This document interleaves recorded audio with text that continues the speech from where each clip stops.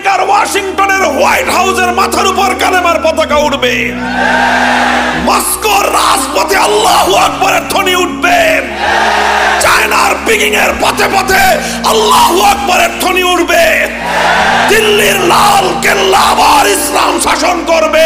রুখে দেওয়ার সাধ্য দুনিয়ার কোনো ক্ষমতার নয়।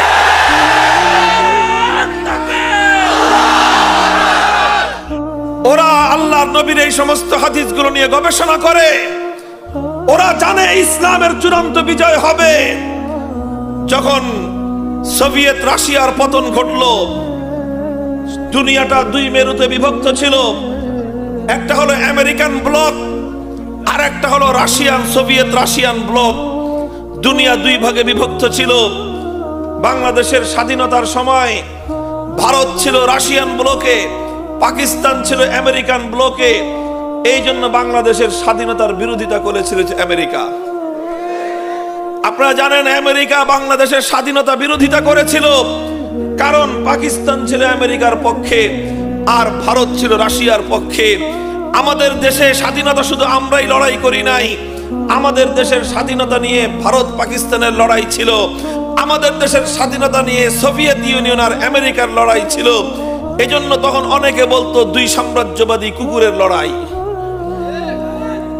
বলতে চাই, যখন সোভিয়েত ইউনিয়নের পতন ঘটলো, কাদের হাতে পতন ঘটেছিল?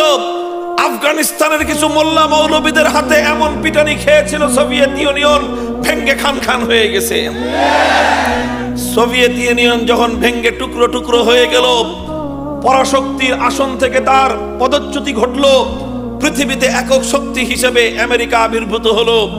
পৃথিবীর হাজার বছরের ইতিহাস বলে একটা শক্তি এককভাবে খুব বেশি দিন পৃথিবীতে থাকতে পারে না। একটা শক্তির যখন পতন ঘটে, আরেকটা শক্তি যখন অপ্রতিদ্বন্দ্বী হয়ে ওঠে, অচিরেই দেখা যায় দ্বিতীয় আরেকটা শক্তির উত্থান ঘটতে থাকে। এটাই হলো পৃথিবীর বাস্তবতা। যখন সোভিয়েত রাশিয়ার পতন ঘটলো, তখন আমেরিকার কাছে সবচেয়ে গুরুত্বপূর্ণ প্রশ্ন ছিল পরবর্তী আরেকটা শক্তির যে উত্থান ঘটবে পৃথিবীর ইতিহাসের অনিবার্য বাস্তবতায়, সেই শক্তিটা কার হবে, কারা উঠবে জেগে। তখন আমেরিকার যে বিশ্ববিদ্যালয়ে, আমেরিকার হার্ভার্ড বিশ্ববিদ্যালয়ের রাষ্ট্রবিজ্ঞানী মিস্টার হান্টিংটন, তিনি গবেষণা করে তথ্য দিয়েছিলেন যে আমেরিকার আগামী প্রতিদ্বন্দ্বিতা হবে পৃথিবীর অন্য কোন রাষ্ট্রীয় শক্তির সঙ্গে নয়, বরং আমেরিকার নেতৃত্বে ইহুদি এবং খ্রিস্টবাদের পশ্চিমা বিশ্বের শক্তির সঙ্গে আগামী চূড়ান্ত মোকাবেলা হবে উম্মতে মুসলিমার সঙ্গে। মক্কা এবং মদিনার নেতৃত্বে জেগে ওঠা উম্মতে মুসলিমার সঙ্গেই আমেরিকার নেতৃত্বাধীন পশ্চিমা শক্তির চূড়ান্ত লড়াই হবে। মুহতারাম হাজিরিন, অর্থাৎ তারাও গবেষণা করে আল্লাহর নবীর বাণী, তারাও গবেষণা করে আল্লাহর কোরআনের বাণী। গবেষণা করে করে ওরা নির্ধারণ করেছে যে ওদের আগামী লড়াই হবে মুসলমানদের সঙ্গে। এরপর থেকে ওরা শুরু করলো মুসলিম জাতির বিরুদ্ধে ষড়যন্ত্র।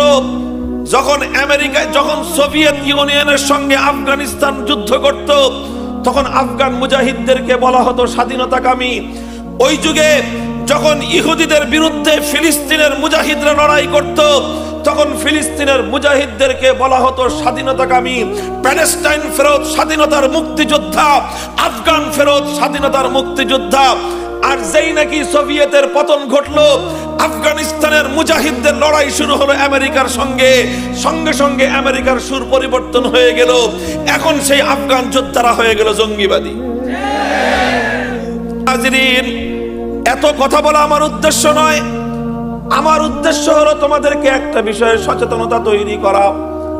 ও মুসলমান, এভাবে যখন পশ্চিমা বিশ্ব নির্ধারণ করলো তাদের পরবর্তী লড়াই হবে ইসলাম আর মুসলমানদের সঙ্গে, এখন ওদের একটাই চেষ্টা, একটাই চিন্তা, এই মুসলমানরা যেন আরো দীর্ঘদিন ঘুমিয়ে থাকতে পারে, মুসলমানরা যেন জেগে উঠতে না পারে, মুসলমানদের মধ্যে যেন আবার সেই চেতনা জাগ্রত না হয়, মুসলমানরা যেন আবার সালাহুদ্দিন আইয়ুবের মতো জেগে না উঠে, মুসলমানদের মধ্যে যেন আবার কোন মোহাম্মদ বিন কাসেম তৈরি না হয়, মুসলমানদের মধ্যে যেন সুলতান মোহাম্মদ আল ফাতেহ যেন তৈরি না হয়।